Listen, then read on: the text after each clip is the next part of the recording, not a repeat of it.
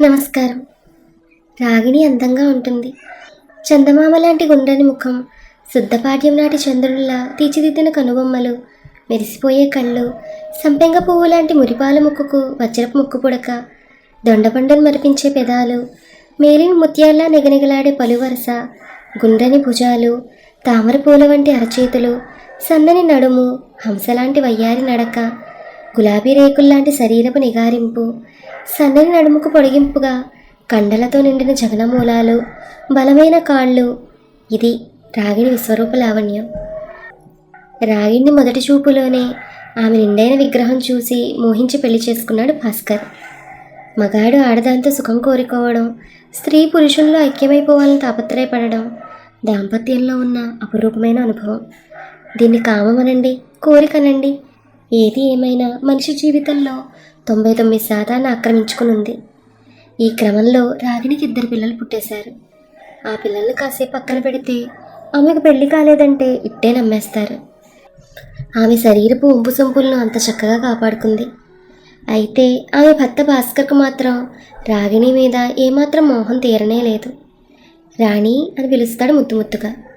పిల్లలు కాన్వెంట్కి వెళ్ళిపోయాక టిఫిన్ చేయడానికి కంగారు పడుతూ అటు తిరిగి ఇటు తిరిగి పని చేసుకుంటూ ఉంటే ఎక్కడి నుంచి వచ్చాడో తెలియదు. భాస్కర్ చటుక్కున వంటింట్లో ప్రవేశించి బయట లాగేసి ఒక్కసారి కళ్ళారా చూసుకొని, ఏమీ అందచందాలు, ఈ వంపు సొమ్ములను ఎలా కాపాడుకుంటున్నావే నా జవరాలా అంటూ మీదకు లాక్కోపోయాడు తన్ని. చీ ఊరుకోండి, పట్టపగలి సరసాలేంటి, చీ పాడు అంటూ విదిలించుకుంది రాణి. వెంటనే భాస్కర్ అక్కడి నుంచి కోపంగా వెళ్ళిపోయాడు. ఒకరోజు రాగిణి ఒంగుని బకెట్లో సబ్బు నీళ్ళలో బట్టలు తడుపుతోంది. చొక్కా కాలర్కి ప్యాంటుకి సబ్బు పెడుతోంది. ఎప్పుడొచ్చాడో తెలీదు. వెనక నుండి వచ్చి రాగిణి గట్టిగా పట్టేసుకుని ఒక చేత్తో ఆమె పొట్టని నిమురుతూ, 2 పిల్లలు పుట్టినా ఇంత గుండ్రంగా ఉండి కైపెక్కించేస్తున్నావే, ఈ వంటిల్లే బెడ్రూమ్ అయిపోతే ఎంత బాగుండునో, 10 నిమిషాలు ఎంజాయ్ చేసి వచ్చేద్దాం అంటూ తొందర చేశాడు. ఛీ, పగటిపూడి శృంగారం పనికిరాదు, కుక్క పిల్లలు పుడతాయట అంది రాగిణి. ఇంకెక్కడ పిల్లలు, ఆపరేషన్ అంటే భయమే బాబు అంటుంటే వినకుండా బలవంతంగా చేయించేశావు అన్నాడు వెనకరండి ఆమె నడుముపై ఇంకా పట్టు బిగిస్తూ రెట్టించిన ఉత్సాహంతో భాస్కర్. ఊరుకోండి, పగలు ఇలాంటి పనులు చేయకూడదు, తప్పు. అయినా ఈ పనులు కేవలం రాత్రి వేళ, అందున బెడ్రూమ్కే పరిమితం స్వామి అంది రాగిణి. ఆ మాటకి నిరుత్సాహంగా వెళ్ళిపోయాడు. ఒక శుక్రవారం నాడు బెడ్రూమ్లో ఉన్న అటాచ్డ్ బాత్రూంలో తలస్నానం చేసి బట్టలు కట్టుకుంటూ ఉంటే భాస్కర్ వచ్చి, కాసేపు బట్టలు కట్టుకోక మోహిని, నిన్ను ఇలాగే చూసుకోవాలనుంది అన్నాడు. చిపాడు, ఏం చూస్తారు అని అడిగింది.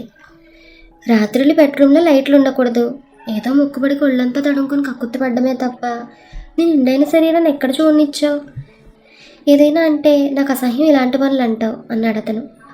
ఛీ, సిగ్గులేదు మీకు, అయినా 2 పిల్లలు పుట్టాక ఇవేం బుద్ధులు, తగ్గించుకోండి వేషాలు అంది రాగిణి. రాత్రులు బెడ్ మీద పిల్లలు నిద్రపోతుంటే వాళ్ళ మీద చేతులు వేసుకుని అటు తిరిగి పడుకున్న రాగిణిని ఆ భంగిమలో చూసి ఆగలేక ఆమె నడువంపుల మీద గిల్లి, పిల్ల ఇటు తిరిగి పడుకోబోయ్, భార్యాభర్తలు ఎప్పుడు ఎదురెదురుగా పడుకోవాలి, 96 సంఖ్యలా కాకుండా 69 సంఖ్యలా పడుకోవాలి, ఎందుకంటే ఎదురెదురుగా పడుకుంటే ఎప్పుడు కావాలంటే అప్పుడు మూడొచ్చినప్పుడు ఎంజాయ్ చేయొచ్చు అంటూ ఆమె వద్దంటున్నా చేయి పట్టుకుని దగ్గర లాగేసుకున్నాడు భాస్కర్. ఛీ, మీకెప్పుడు ఈ యావ తప్పితే ఇంకోటి లేదు, నాకు కోపం వచ్చిందంటే మీకు ఈ యావ లేకుండా నేనే ఏదైనా మందు పెట్టేస్తాను, జాగ్రత్త. అప్పుడు మరి నీకు వేడెక్కితే ఎలాగే? నాకు అస్సలు అలాంటి సమస్య లేదు, అయినా ఎప్పుడు అదేం పనండి బాబు, మా అమ్మ నాన్న దీని భూత అనేవారు, నాకు అప్పటి నుంచి అసహ్యం బాబు అంది ముఖం అదోలా పెట్టి రాగిణి. అది కాదు రాణి, వెనుకటి రోజుల్లో తల్లిదండ్రులు తమ పిల్లలకు ఈ సృష్టి కార్యాన్ని భూతని చెప్పి అదో నీచమైందిగా వర్ణించి చెప్పేవారు, చెడిపోతారని. కానీ దుర్మార్గులు పిల్లలు పడుకున్నాక లాగించేసేవారు నిద్రానిప్పులు లేకుండా. అతని మాటలు గడ్డొచ్చి, ఎందుకు అలా చెప్పడం వల్ల నాకు సెక్స్ అంటే ఎలర్జీ అంటున్న ఆమెతో, చూసావా, పిల్లలకి ఏ వయసులో చెప్పాల్సింది ఆ వయసులోనే చెప్పాలి, అంతేకాని అసహ్యం అని చెప్తే ఎలా, యుక్త వయసు రాగానే ఆడపిల్లలకు పెళ్లి చేసేయాలని కంగారు పడేది వాళ్లే అన్నాడు అతను. ఆమె నడుము వైపు చూస్తూ, అది కాదు రాణి, నీకు 2 పిల్లలు పుట్టినా శుతిమెత్తని పొట్ట, సినిమాదారులకుండే లోతైన నాభి, పొట్టకు అటు ఇటు మెరిసిపోయే నున్నని ముడతలు, ఏమందం, నీ పొట్టని దిండుగా చేసుకుని పడుకుని చూడగానే మరలు గొలిపే నీ చంద్రబింబం లాంటి ముఖాన్ని చూస్తూ ఉండిపోవాలనిపిస్తోంది. అప్పుడు నాకు అసలు ఆకలి వగైరాలు గుర్తుండవో తెలుసా? అయితే ఒక పని చేస్తాను, రేపు పిల్లల్ని కాన్వెంట్కి పంపించేసి వంట చేయకుండా మీకు కావాల్సిన భంగిమలో పడుకుంటాను. మీరు అలాగే ఉండిపోండి. ఆకలిని కానీ కాఫీ టీ అని కానీ నన్ను అడగండి.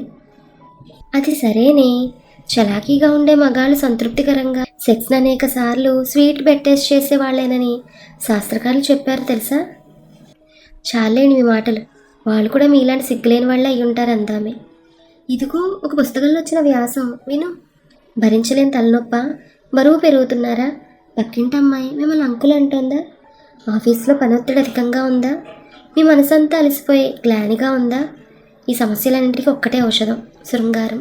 పడక గదే ఆసుపత్రి, మీ జీవిత భాగస్వామి డాక్టర్. వెంటనే పడక గదిలోకి వెళ్ళిపోండి. మీ జీవిత భాగస్వామితో శృంగారం ఆరోగ్యానికి బెస్ట్ మెడిసిన్ అని చదువుతూ రాగిణి చూసి కళ్ళెగరేసి, ఆఫీస్కి ఇంకా అరగంట టైం ఉంది, మార్నింగ్ షో లాగించేద్దామా అన్నాడు భాస్కర్ ఆత్రంగా. వంటింట్లో బోల్డ్ పనుంది అంటూ బలవంతంగా భాస్కర్ని విడిపించుకొని వెళ్ళిపోయింది రాగిణి. ఉదయాన్నే పనమ్మాయి రాకపోతే ఆడవాళ్ళకు విపరీతమైన టెన్షన్గా చిరాగ్గా ఉంటుంది. రాగిణి పనమ్మాయి మీద కోపాన్ని, గిన్నెలు వగైరాల మీద, చెప్పిన పనులు వెంటనే చేయకపోతే పిల్లల మీద చూపించేసి ఎలాగో కష్టపడి ఇద్దరు పిల్లల్ని కాన్వెంట్కి పంపించేసింది. అప్పటికే స్కూల్ బస్ 10 నిమిషాలు వెయిట్ చేసింది వాళ్ళ ఇంటి ఎదుట. పిల్లలు వెళ్ళాక తిరునాళ్ళు జరిగాక ప్రశాంతంగా ఉన్న ప్రదేశంలా ఉంది వంటిల్లు. కప్పు పాలల్లో 2 చెంచాలు డికాషన్ వేసుకుని కాఫీ తాగసాగింది. ఇంతలో నడుమే చెయ్యి వేసుకుని ముక్కుతూ మూలుగుతూ వచ్చింది నర్సమ్మ. ఆమెను చూడగానే క్లాస్ మొదలయ్యాక చాలా ఆలస్యంగా వచ్చిన కుర్రాన్ని చూసిన మాస్టర్లా ఉద్రేకం ముంచుకొచ్చేసింది రాగిణికి. ఎన్నోసార్లు చెప్పాను నర్సమ్మ, కావాలంటే సాయంత్రం ఆలస్యంగా వచ్చినా నాకు ప్రాబ్లం లేదంటూ అరుస్తున్న ఆమెను ఒక చేయి నడుము మీద పెట్టుకుని రెండో చేత్తో ఆపండమ్మా మీ క్లాసు అన్నట్టుగా సైగ చేసింది నర్సమ్మ నేల మీద కూలబడి. రాగిణి కోపంతో నర్సమ్మని చూసి, దీని దుంపతెగా 2 పూటలా 2 గ్లాసుల పాలు, అప్పుడప్పుడు పళ్ళు, విటమిన్ మాత్రలు వేసుకుంటున్నాను, అయినా కూడా నాకు లేని శరీర నిర్మాణం దీనికి ఎలా వచ్చింది అని తనలో తాను గొనుక్కున్నట్లు అనుకుంది. నర్సమ్మ ఎటు చూసినా గుండ్రంగా ఉంటుంది, మంచి కైపుగా ఉంటుంది. మగాడికి స్త్రీ ఎలా ఉంటే బాగుంటుందో అలా ఆయా యాంగిల్స్ అన్నీ ఆమెలో 100కి 150% ఆమెరున్నాయి. ఏమైందే అని అడిగింది రాగిణి. ఏముందమ్మా, మామూలుగా నాకు రోజు జరిగే సన్మానమే జరిగింది. రాత్రి పూటగా తాగొస్తాడమ్మా, నేనేమో అరుస్తానమ్మా, నన్నేమో చితక్కొడతాడమ్మా, ఆ తర్వాత ఆడి కోసం చేసిన చేపల పులుసుతో అన్నం పెడతానమ్మా, తినేటప్పుడు చేప ముక్కలతో అన్నం ముద్దలు నా నోట్లో కూడా కుక్కేస్తాడమ్మా, ఆ తర్వాత మూలుక్కుంటూ ముడుచుకుని పడుకున్న నన్ను ముట్టుకుని గెడ్డం పట్టుకుని బతిమాలి పామాలి కిరికితలు పెట్టి నవ్వించి చెవిలో ఏవో మాయకబుర్లు చెప్పేసి నన్ను లొంగదీసేసుకుని మొదట ఆట రెండో ఆట అంటూ సినిమా సెకండ్ షో వదిలే వరకు నన్ను వదలడమ్మా. సచ్చినోడికి నేనంటే ఎంత ప్రేమో తెలుసమ్మా అంటూ సిగ్గుపడింది నర్సమ్మ. అవునే, ఈ మగాళ్ళంతా అంతే, పెద్ద చిక్కొచ్చి పడింది. మీ అయ్యగారికి కూడా ఆకలి ఎక్కువే బాబు, నేను ఆయన ఆకలి తీర్చలేకపోతున్నా. ఆకలి ఎక్కువ అంటే అది కూడా చెప్పానమ్మా, డాక్టర్ గారు చూపించండి అమ్మా అంది నర్సమ్మ. నీ పొంద, కడుపు ఆకలి కాదే బాబు. ఓ అదా అంది నవ్వుతూ. అమ్మగారు, మగాళ్ళ కడుపు ఆకలి తీరాక మరో ఆకలి మొదలవుతుందమ్మా, అప్పుడు మనం అడ్డు పెట్టకూడదు. చాలే ఇప్పుడు ఎత్తు, కడుపు నిండుగా ఉందని మనం అడ్డు పెట్టామంటే వాళ్ళు బాధపడిపోతారు. మనం అన్ని రకాల వంటలతో కడుపాకులు ఎలా తీరుతామో అలాగే మన శరీరాన్ని, మన అందాలని కూడా వాళ్ళకి నైవేద్యం పెట్టేయాలమ్మా, అప్పుడే సంసారం హాయిగా చల్లగా సుఖంగా ఉంటుందమ్మా అంటున్న నర్సమ్మను సాలోచనగా చూసింది రాగిణి. తెల్లగా కాకుండా ఎర్రగా ఉంటుందేమో నర్సమ్మ, గుండ్రని భుజాలపై పంటిఘాట్లు, బుగ్గలపై గోళ్ళు రక్కినట్లుగా ఎర్రని కందిపోయిన గుర్తులున్నాయి. అంత మోటుగా బిహేవ్ చేస్తాడా వాడు, అమ్మో అనుకుని తను గులాబీ పువ్వుల సున్నితంగా మృదువుగా ముట్టుకునే తన భర్త భాస్కర్ని తన చిరాకుతో అసహ్యంగా విసురుగా తోసేసే అతని ముఖాన్ని మళ్ళీ మళ్ళీ తలుచుకుంది. అయ్యో, ఆయన పట్ల నేనే మోటుగా బిహేవ్ చేస్తున్నాను అనుకుని బాధపడింది. సర్లే పని చూడు అంటూ అంట్లో పడేసి లోపలికెళ్ళింది. ఆ రోజు రాత్రి రాగిణి సోమరి నాటి తెల్లటి చీర కట్టుకుంది. అవిసారికలా తయారైంది. 4 మూరల మల్లెపూలు, సన్నజాజి విరజాజి కలిపి పెట్టుకుంది. తమ బెడ్ పక్కనే మరో చిన్న మంచంపై పిల్లల్ని పడుకోబెట్టింది. మంచాల మధ్యన దుప్పటి వేలాడదీసింది. ఆ రోజు రాత్రి నిరుత్సాహంగా పడగదిలో ప్రవేశించిన భాస్కర్కి ఉన్నపళంగా ఏదో స్వర్గలోకంలో అడుగుపెట్టిన అనుభూతి కలిగి పరవశించాడు. ఆమె చెవిలో, ఏమండి, ఇక్కడ రాగిణి అని మా ఆవిడ ఉండాలి. మీరెవరు? మీరెందుకు వచ్చారు? నాకు నా భార్య తప్పితే మరొకరు బెడ్రూమ్లో ప్రవేశించడం ఇష్టం ఉండదు అన్నాడు అతను. అలాగా అంటూ అతను ఎలా ఉన్నవాడిని అలాగే తన మీదకు లాగేసుకుని అతని చెవిలో, పిల్లలు పగలంతా అల్లరి చేసి బాగా అలసిపోయి నిద్రపోతున్నారు ఒళ్ళు తెలియకుండా. ఇంకా మీ అల్లరి మొదలు పెట్టండి అంది కన్ను గీటుతూ.